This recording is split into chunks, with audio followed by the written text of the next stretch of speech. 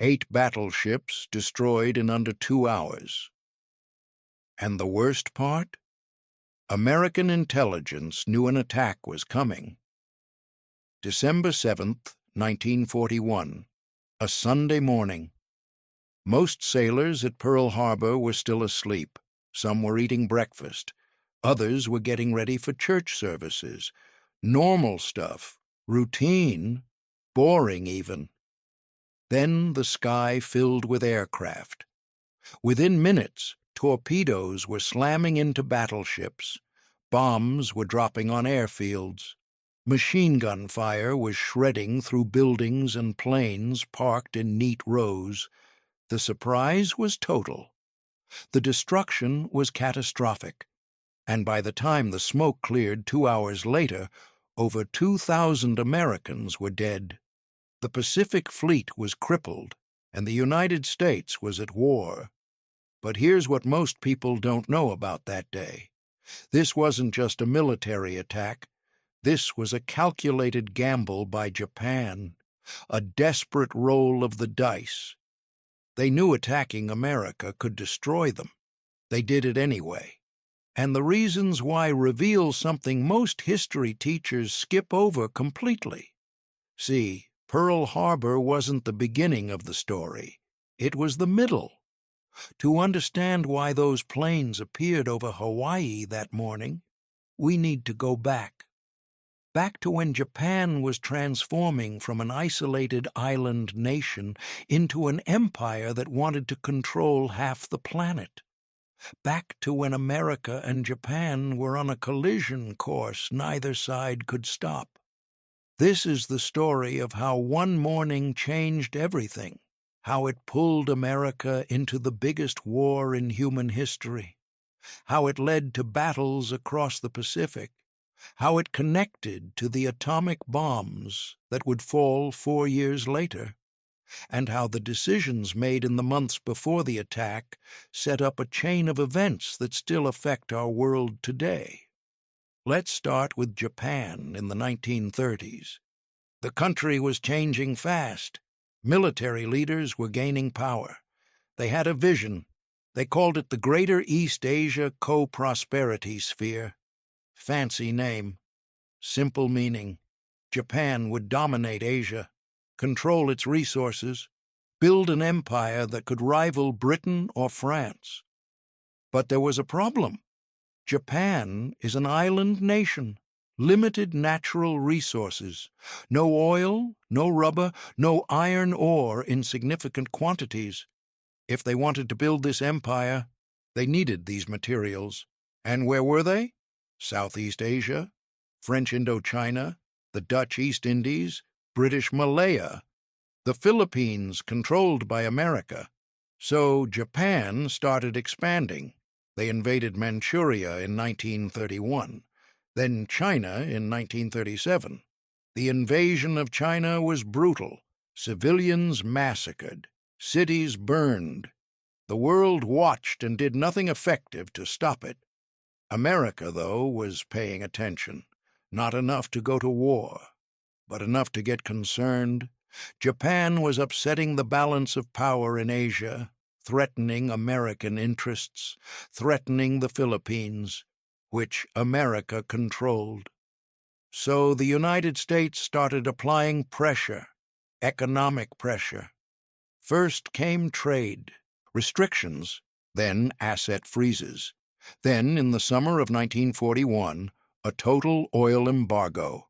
America, Britain, and the Dutch East Indies cut off oil exports to Japan. This was massive. Japan imported 80% of its oil, most of it from America. Suddenly, that supply was gone. Now put yourself in Japan's position. Your military is fighting a war in China. Your navy runs on oil. Your air force runs on oil. Your economy runs on oil. And you've got maybe 18 months of reserves left. After that, everything stops. Your ships can't move. Your planes can't fly. Your empire collapses. You've got 2 choices. Back down, withdraw from China, accept American demands, give up your imperial ambitions, or take what you need by force. Japan's military leaders chose force. But they had another problem. If they invaded Southeast Asia for oil and resources, America would definitely respond. The Philippines sat right in the path between Japan and the resources they needed, and the U.S. Pacific Fleet, based at Pearl Harbor in Hawaii, could cut off Japanese supply lines, could stop their expansion cold. So the military leaders came up with a risky plan, a plan that most of them knew was probably doomed in the long run. But they thought it might work. Destroy the Pacific Fleet in one surprise attack, cripple America's ability to respond, then rapidly conquer Southeast Asia, grab the oil fields, the rubber plantations, the resources, build a defensive perimeter so strong that America would have to fight for years to break through, make it so costly that America would eventually negotiate peace. Let Japan keep at least some of what they'd taken. It was a gamble, and several Japanese leaders knew it. Admiral Yamamoto Isoroku, who planned the attack, reportedly said something that would prove prophetic. He said that in the first 6 months to a year of war with America, Japan would run wild and win victory after victory. But if the war dragged on for 2 or 3 years, he had no confidence in victory. He was right, but we're getting ahead of ourselves. Planning for the attack started in early 1941. Yamamoto studied the problem. Pearl Harbor was a difficult target. It was a shallow harbor. Traditional torpedoes would sink into the mud before hitting ships. So Japanese engineers modified their torpedoes, added wooden fins, made them run shallow. They also modified armor-piercing shells from battleship guns, turned them into bombs that could penetrate thick ship armor. They trained their pilots relentlessly, practiced torpedo runs, dive bombing, level bombing. The pilots chosen for the attack were among the best Japan had. Many were combat veterans from China, experienced, skilled, deadly. The strike force assembled in the Kuril Islands in late November. 6 aircraft carriers, 2 battleships, 3 cruisers, 9 destroyers, 3 submarines, 8 tankers for refueling, over 400 aircraft. It was the most powerful carrier force ever assembled at that point in history. On November 26th, they departed. Radio silence. A northern route where they were unlikely to encounter other ships. The weather was terrible. Rough seas. But that was good. It made detection even less likely. Meanwhile, in Washington, American intelligence was picking up signs. They'd broken Japanese diplomatic codes. They knew relations were deteriorating. They knew war was possible, maybe even probable. On November 27th, a war warning was sent to military commanders in the Pacific. Be alert. War could come any time. But here's the thing. Most American military leaders expected Japan to attack somewhere in Southeast Asia. The Philippines, maybe? British Malaya? The Dutch East Indies? Not Hawaii. Pearl Harbor was too far, too difficult, and surely Japan wouldn't be foolish enough to attack American territory directly. That would unite the American public behind the war. That would be strategic suicide, except that's exactly what Japan planned to do. In Hawaii, the warning was received. But Pearl Harbor didn't go on full alert. Why? Partially because they didn't want to alarm the civilian population. Partially because full alert was exhausting and expensive. Ships had to stay at sea. Planes had to fly constant patrols. Personnel couldn't rest. You can't maintain that indefinitely. So the fleet stayed in harbor. Ships were moored next to each other to save space. Planes were parked close together to prevent sabotage. Standard procedures. efficient, but absolutely terrible for defense if an attack came. The Japanese strike force reached its launch point on the morning of December 7th, 230 miles north of Oahu, still undetected. In the dark, crews prepared aircraft, loaded torpedoes, armed bombs, fueled tanks. Pilots received final briefings. First wave, 183 aircraft, launched just after 6 in the morning. Fighters, dive bombers, torpedo bombers, level bombers. They formed up and headed south. At 7:02, an American radar station on Oahu picked up a large formation of aircraft approaching from the north. The operators reported it. The officer who received the report assumed it was a flight of American B-17 bombers expected that morning. He told them not to worry about it. The Japanese aircraft continued their approach. 7:48. The first bombs fell. Commander Mitsuo Fuchida, leading the attack, sent the signal. Tora! Tora! Tora! Tiger, tiger, tiger. It meant they'd achieved complete surprise. And they had. The attack hit multiple targets simultaneously. Torpedo bombers went for the battleships moored along what was called Battleship Row. Dive bombers targeted the airfields. Fighters strafed anything that moved. The level bombers went after ships and facilities from high altitude. The battleship USS Arizona was moored next to the repair ship Vestal.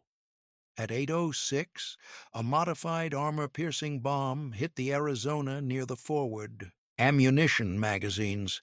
The explosion was catastrophic. The forward part of the ship erupted. A fireball shot hundreds of feet into the air. The blast was so powerful that it blew men off nearby ships. Over 1,000 sailors on the Arizona died in that single moment. Most never had a chance. The ship sank in 9 minutes. The battleship Oklahoma, moored on the other side of Battleship Row, took 4 torpedoes in the first few minutes. The ship began listing, heavily. Sailors below decks scrambled to escape. The Oklahoma rolled over, capsized. 429 men died. Some were trapped in air pockets inside the overturned hull. Rescue crews could hear them banging on the metal. It took days to cut through and save 32 survivors. The West Virginia took at least 7 torpedoes, started sinking. The commander ordered counter-flooding on the other side of the ship to keep her upright. It worked. She settled on the bottom in an upright position instead of capsizing like the Oklahoma, but 106 men still died. The California took 2 torpedoes, also began sinking, also settled on the bottom. 100 men dead. The Tennessee and Maryland were inboard ships, meaning they were moored next to other battleships. The outboard ships took the torpedo hits and protected them somewhat. But they still suffered bomb damage. The Nevada was the only battleship to get underway during the attack. She was moored alone at the end of Battleship Row. When the attack started, her crew acted fast, got steam up, started moving. For a moment it looked like she might escape, but Japanese pilots saw a ship trying to leave. They swarmed her. Bombs hit. The ship was damaged and in danger of sinking in the channel, which would block the harbor entrance. Officers deliberately ran her aground to prevent that. The Pennsylvania was in dry dock, less vulnerable to torpedoes, but bombs hit her too. Damage was moderate compared to others. Meanwhile, at the airfields, American aircraft were being destroyed on the ground. They were parked in tight groups, easy targets. Bombs and strafing runs tore through them. Fuel tanks exploded, hangars burned. Some pilots tried to reach their planes. Most never got airborne. Of roughly 400 American aircraft on Oahu, over half were damaged or destroyed. But not everyone was caught completely flat. Some Americans fought back. Anti-aircraft guns started firing, machine guns, larger caliber weapons. The fire was chaotic at first, uncoordinated, but it increased. Some Japanese aircraft started taking hits, smoke trails, aircraft wobbling, going down. A few American pilots managed to get airborne. Second Lieutenants George Welch and Kenneth Taylor were at an auxiliary airfield that wasn't hit in the first minutes. They ran to their P-40 fighters, took off without orders, shot down several Japanese aircraft, landed to rearm, went back up, shot down more. Other pilots joined, small numbers, but they fought. Then at 8:54, the second wave arrived. 170 aircraft, more bombs, more strafing, more destruction. But by now, American defenses were more organized. Anti-aircraft fire was heavier, coordinated. The second wave met more resistance, took more casualties. The second wave focused on ships that hadn't been hit hard in the first attack, also hit the dry docks, oil storage facilities, aircraft hangars. The destruction continued, but the element of total surprise was gone. By 9:45, it was over. The last Japanese aircraft headed back to their carriers. The attack had lasted less than 2 hours. The scene they left behind was apocalyptic. Thick black smoke rose from burning ships. The harbor was covered in oil. Fires burned everywhere. Battleship Row was a line of sinking or sunken ships. The Arizona was a broken, burning wreck. The Oklahoma was upside down. Bodies floated in the water. Wounded men screamed for help. Rescue crews scrambled. Medical facilities were overwhelmed. The numbers were staggering. 2,335 American military personnel killed, 68 civilians dead, over 1,000 wounded, 8 battleships damaged or sunk, 3 cruisers damaged, 3 destroyers damaged, nearly 200 aircraft destroyed, over 150 more damaged. Japan's losses? 29 aircraft, 5 midget submarines, fewer than 100 men. By any measure, it was a devastating success for Japan. The Pacific Fleet was crippled. America's ability to respond immediately to Japanese expansion was severely limited. The gamble seemed to have paid off, but there were problems with the attack. Problems that would prove critical. First, the aircraft carriers weren't there. The carriers were at sea. The USS Enterprise was returning from Wake Island. The Lexington was on the way to Midway. The Saratoga was on the West Coast. These carriers would form the core of America's response in the months ahead. They survived. Second, the oil storage facilities at Pearl Harbor weren't completely destroyed.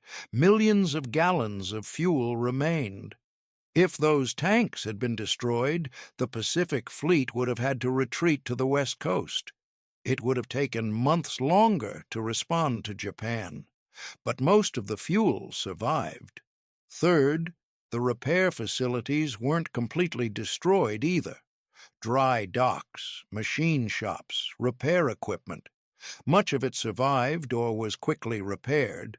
This meant damaged ships could be fixed at Pearl Harbor instead of being sent back to the mainland. And fourth, most importantly, the attack unified America in a way nothing else could have. Before Pearl Harbor, the country was divided about entering the war. Isolationism was strong. Many Americans wanted nothing to do with foreign wars, but after Pearl Harbor, that debate ended. The Japanese attack on American soil created a wave of fury that swept the nation. Everyone wanted revenge. Everyone was ready to fight.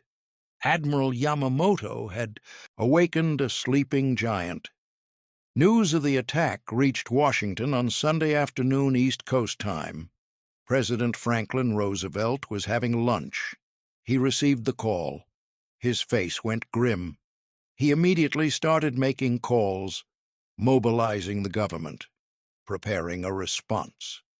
That evening he met with his cabinet, then with congressional leaders. The discussions were brief. Everyone agreed. War. The next day, December 8th, Roosevelt went before a joint session of Congress. The chamber was packed. The mood was tense, angry. Roosevelt walked to the podium and delivered one of the most famous speeches in American history. Yesterday, December 7th, 1941, a date which will live in infamy, the United States of America was suddenly and deliberately attacked by naval and air forces of the Empire of Japan. The speech was short. Just over 6 minutes, Roosevelt detailed the attack, noted that it came while Japan was still supposedly negotiating for peace, pointed out that Japan had also attacked Malaya, Hong Kong, Guam, the Philippines, Wake Island, and Midway Island. Then he asked Congress for a declaration of war. The vote was nearly unanimous. In the Senate, 82-0. In the House, 388-1. Only Representative Jeanette Rankin of Montana voted against it. She was a pacifist who had also voted against entry into World War I. America was at war with Japan. 3 days later, Germany and Italy, allied with Japan, declared war on the United States. Roosevelt asked Congress for declarations of war against them too. Again, the vote was nearly unanimous. America was now fully engaged in World War II, fighting in both the Pacific and Europe. The country mobilized at a speed that's hard to imagine today. Factories converted to war production. Shipyards started building at a pace never seen before or since. Men volunteered for military service in massive numbers. The draft expanded. Women entered the workforce in unprecedented numbers to replace men going to war. Pearl Harbor survivors who could still fight wanted back in. Many sailors pulled from the burning harbor signed up again as soon as they recovered. They wanted revenge. The phrase, "Remember Pearl Harbor," became a rallying cry. But the war didn't go well at first. Japan's plan to rapidly expand while America was crippled worked. In the months after Pearl Harbor, Japan seemed unstoppable. They took Wake Island, Guam, Hong Kong. They invaded the Philippines, Malaya. Singapore, supposedly an impregnable British fortress, fell in February. The Dutch East Indies fell. Burma fell. By spring of 1942, Japan controlled a vast empire stretching across the Pacific and Southeast Asia. American and Allied forces retreated, suffered defeat after defeat. The Philippines fell in May. American and Filipino prisoners were forced on the Bataan Death March. Thousands died. It was humiliating, painful, costly. But America was building, learning, adapting. The carriers that survived Pearl Harbor became the core of a new strategy. Naval aviation would dominate the Pacific War. And in June 1942, 6 months after Pearl Harbor, the tables turned at the Battle of Midway. American carriers ambushed the Japanese fleet, sank 4 Japanese carriers, killed hundreds of experienced pilots Japan couldn't replace. The tide began to shift. It would take 3 more years, 3 years of brutal island-hopping campaigns. Guadalcanal, Tarawa, Saipan, Iwo Jima, Okinawa. 3 years of submarine warfare that strangled Japan's supply lines. 3 years of strategic bombing that burned Japanese cities. And ultimately, 2 atomic bombs that forced Japan's surrender in August 1945. Admiral Yamamoto never saw the end. He was killed in April 1943 when American fighters, acting on intelligence that located his plane, shot him down over the Solomon Islands. His prediction about the war came true. Japan won victories for the first 6 months. Then the war dragged on, and they lost. Pearl Harbor changed the world in ways that still echo today. It brought America into World War II. Without American involvement, the outcome of the war would have been different. Maybe the Allies would have still won, maybe not. But it would have taken longer, cost more lives, changed the world in different ways. The war accelerated technological development: radar, sonar, jet engines, computers, nuclear weapons. Technologies developed during the war shaped the second half of the 20th century and beyond. It shifted global power. Before the war, European empires dominated the world: Britain, France, the Netherlands. After the war, those empires collapsed. America and the Soviet Union emerged as superpowers. The Cold War began. The world split into competing blocs for the next 45 years. It changed America itself. The country entered the war reluctant, came out of it as a global superpower with military bases around the world. That never really changed. American foreign policy for the next 80 years was shaped by the lessons of World War II. The idea that isolationism is dangerous, that threats need to be confronted early, that America has a responsibility to maintain global order. For Japan, defeat was total. Occupation, constitutional changes, demilitarization, but also rebuilding, economic growth. By the 1980s, Japan was an economic powerhouse. Today, it's a close American ally. The idea that these two countries were locked in a death struggle less than a century ago seems almost unimaginable. Pearl Harbor itself became a symbol, a warning about the danger of being unprepared, about the cost of ignoring threats. The phrase "another Pearl Harbor" entered the language. Politicians have used it to argue for military spending, intelligence reform, preemptive action. After September 11, 2001, comparisons to Pearl Harbor were everywhere. Both were surprise attacks on American soil that killed thousands and led to war. The harbor is now a memorial. The USS Arizona still lies where she sank. Over 900 crew members remain entombed inside. A white memorial structure spans the sunken hull. Millions of people have visited, looked down at the rusting metal, seen oil still leaking from the ship after more than 80 years, drops that rise to the surface. People call them the tears of the Arizona. Survivors of the attack can choose to be interred on the ship when they die. Divers place their ashes inside, joining their shipmates. The last Pearl Harbor survivors are dying now. Soon there will be none left. But the memory remains, because Pearl Harbor represents something fundamental about war, about how quickly everything can change, how a peaceful Sunday morning can turn into fire and death in minutes, how decisions made in distant capitals by people most of us will never meet can send young men to kill and die, how one event can set off a chain reaction that kills millions and reshapes the world. The pilots who attacked Pearl Harbor were doing their duty, following orders, defending their country as they understood it. The sailors they killed were also doing their duty, serving their country. Most of them never saw combat, never fired a shot.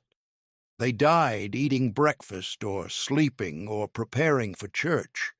War doesn't care about fairness, about who deserves what, about plans or dreams or families waiting back home. War is just destruction, chaos, Human decisions amplified into mass death. And Pearl Harbor was the moment that pulled America into the largest and deadliest war in human history. A war that killed between 70 and 85 million people. A war that showed humanity's capacity for both incredible evil and incredible courage. The world before December 7th, 1941 was one thing. The world after was something else. 8 battleships damaged or destroyed in 2 hours, 2,000 people dead, and everything changed. Japan's gamble failed. America's isolation ended. The course of history pivoted on that single morning in Hawaii. And we're still living in the world that Pearl Harbor created. Hit subscribe if you want more stories like this.